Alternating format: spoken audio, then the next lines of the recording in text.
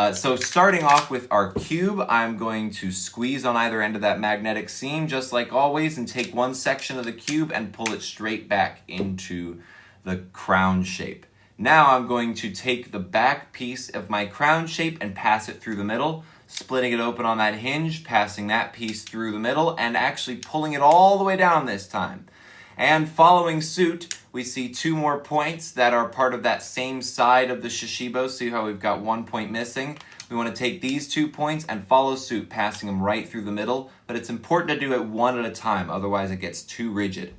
So now that they're passed through, I can basically just grab one section of my shashibo up at the top here, and if I let that tilt down and collapse all in the middle, then basically my snake shape makes itself. I've just let gravity do the work. It's taken that open ring and just letting it all collapse in one long line down the middle into our lovely snake. And if I take the snake, which has these kind of 2 humps, one going this way and one on the bottom, and I'm going to bring together one of those humps and then let my tail kind of come down here and my other piece come down there. And now I'm going to take this piece that's still loose over here and follow suit to try and make this kind of semicircle a little bit. So I'm going to do 2 of those, and there's an important thing here because this shape could be chiral, which means that you can make a mirrored image of it, just like so, or you can make something that goes in the same direction. And for this build, what we're gonna wanna do is make something that goes in the same direction.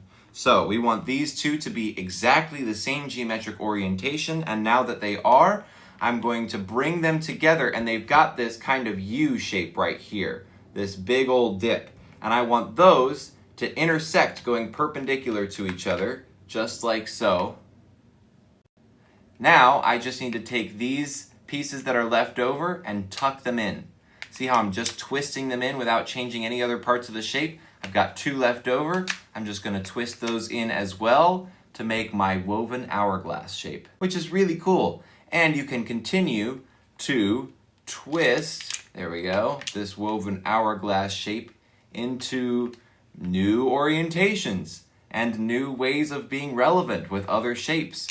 I just think it is a really fascinating one to move around with. And I want to remind you that we wove those together, but I just did 1 twist and a flip, and they're now 2 separate pieces, which is